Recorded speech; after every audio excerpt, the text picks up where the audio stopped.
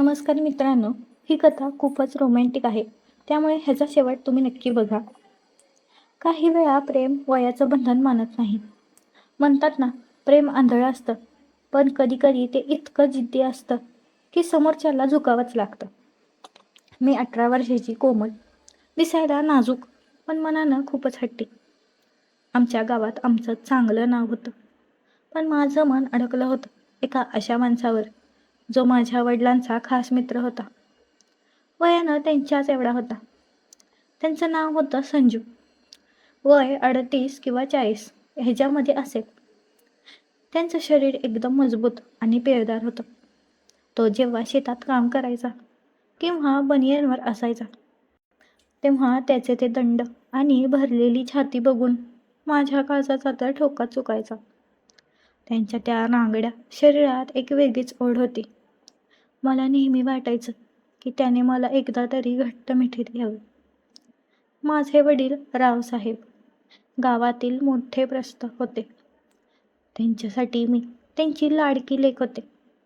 त्यांनी मला कधी कशाचीच कमी पडू दिली नाही. पण त्यांना कुठे माहीत होतं की त्यांची मुलगी त्यांच्याच मित्राच्या प्रेमात वेडी झाली आहे. संजू काका आमच्या घरी नेहमी यायचे. त्या दिवशी खूप पाऊस पडत होता. संजू काका पूर्ण भिजले होते. अंगाला चिकटलेले कपडे आणि त्यांचं ते मांसल शरीर पाहून माझ्या मनात काहीतरी होऊ लागलं. पप्पा म्हणाले, कोमल, काकांना चहा देऊन ये गं. मी चहा घेऊन गेले, पण त्यांच्या डोळ्यात बघायची माझी हिंमत तर होत नव्हती. त्यांनी विचारलं, काय गं कोमल, गप्प का आहेस? मी काहीच न बोलता त्यांच्याकडे बघत राहिले.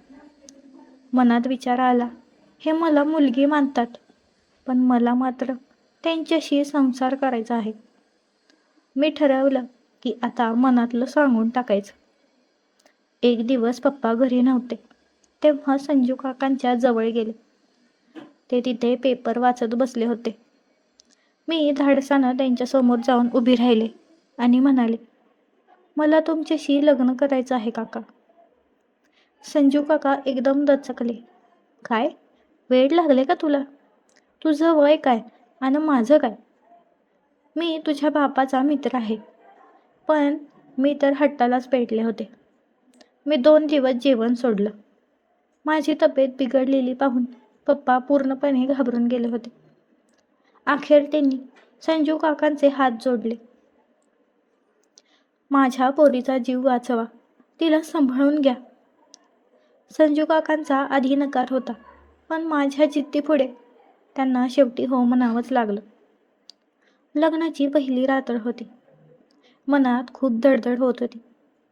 संजू काका रूममध्ये आले आणि त्यांनी दरवाजा लावून घेतला. मी बेडवर लाजून बसले होते. त्यांनी जवळ येऊन माझ्या डोक्यावरती हात ठेवला. कोमल, हे तू काय केलंस? लोक काय म्हणतील याचा विचार केला नाहीस का? हे हळू आवाजात म्हणाले. मी त्यांचा हात धरला आणि माझ्या कमरेवरती ठेवला. लोक काहीही म्हणत, मला फक्त तुम्ही हवे होता. त्यांनी माझ्याकडे पाहिलं आणि त्यांचा ताबा सुटला. त्यांनी हळूच रूमची लाईट बंद करायला हात नेला. पण मी त्यांना अडवलं नाही.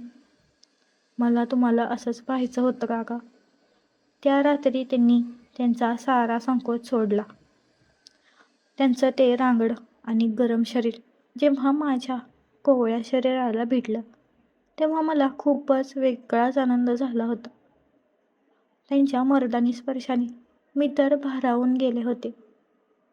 त्या रात्री रूममध्ये फक्त आमचे श्वास ऐकू येत होते. आम्ही दोघंही एकमेकांमध्ये पूर्णपणे हरवून गेलो होतो. त्यांनी त्यांचा रांगडा सगळा श्वास माझ्यातच सोडला. आज आमच्या लग्नाला 2 वर्ष झालीत. लोकांच्या नजरा बदलल्या, पण आमचं प्रेम अजूनच वाढलंय. संजू आता पूर्णपणे जास्त स्मार्ट दिसतात. त्यांचं ते भरदार शरीर आणि छाती बघून मी आजही वेडी होते. आता मीही लहान मुलगी उरली नाहीये. माझं शरीर आता एका पूर्ण स्त्रीसारखं भरलंय.